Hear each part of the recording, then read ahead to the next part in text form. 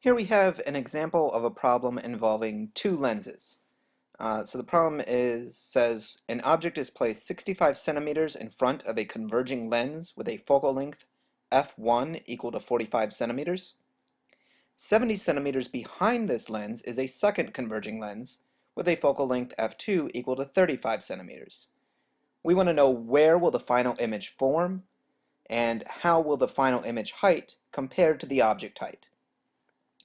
In this case, the first lens will make one image, the second lens will then make a second image, and so this final image that we're asking about refers to the image formed by the second lens, the lens with the 35 centimeter focal length. So let's work through this problem. The first thing I want to do for any problem that involves more than one lens is make a sketch. Not a full ray diagram, but it's going to be very important how we keep track of distances in this problem, and a sketch is very, very helpful for that. So here is my object, 65 centimeters in front of lens 1, 70 centimeters behind that is lens 2. And I've marked, just for a little bit of reference, the focal points of both these lenses. So we're going to do this algebraically. We're going to use the lens equation.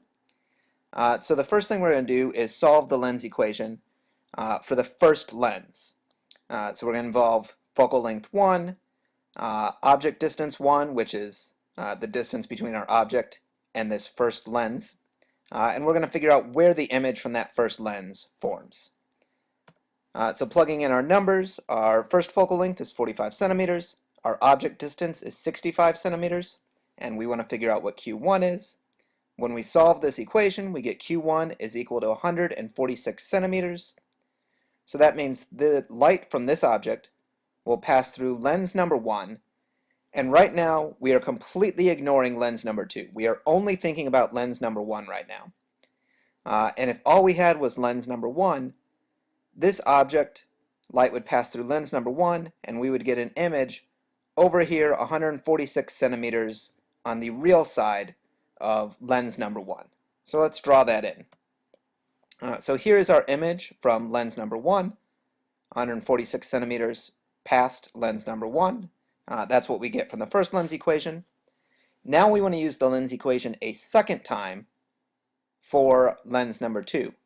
And in this case, the way this works is our image from lens number 1 is actually going to act as our object for lens number 2.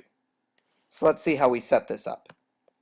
So our second lens equation involves the second focal length, the second object distance, and the second image distance.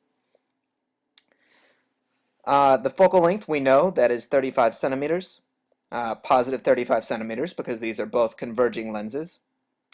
Our object distance, P2, is the distance between lens number 2 and the image that we found from lens number 1.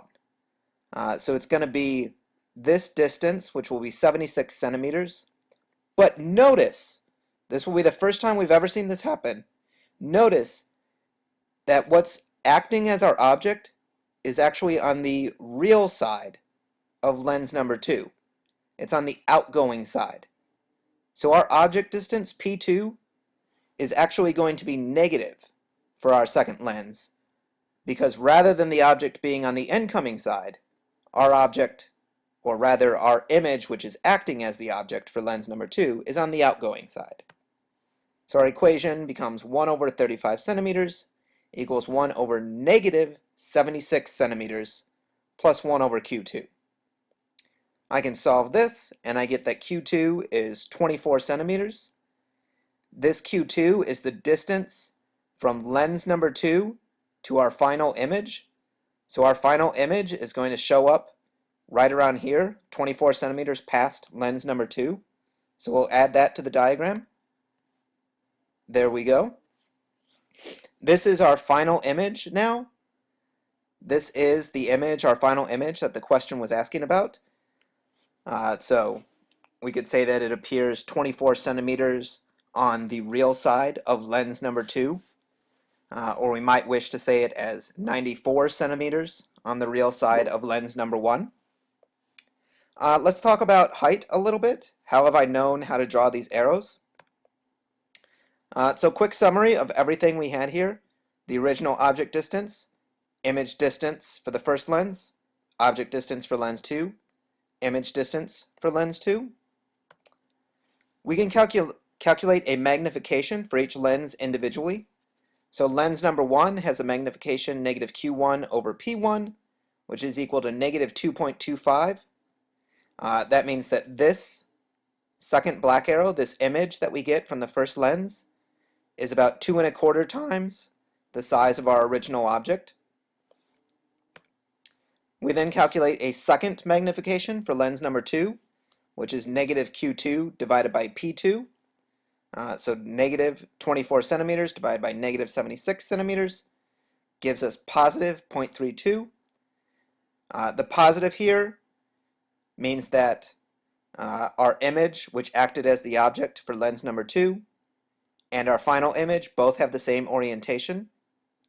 And the size of this final image is about 1/3 of the size of the image from lens number 1. If we want to think about the total magnification, we can just multiply M1 and M2 together. So negative 2.25 times 0.32 gives us negative 0.72. So our final image here, the negative tells us it is inverted compared to our object. And our final image is about 3/4 the size of our original object. That's what our total magnification tells us.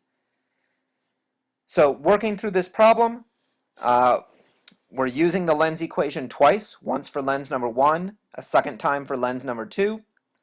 If we want to do magnification, we calculate magnification twice, once for lens number 1, once for lens number 2.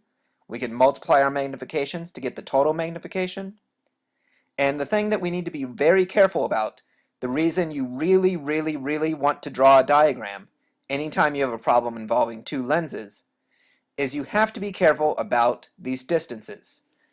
Specifically, figuring out what P2 is going to be, figuring out the object distance for lens number 2 is the most tricky part of this problem. And that's where our diagram really helps us.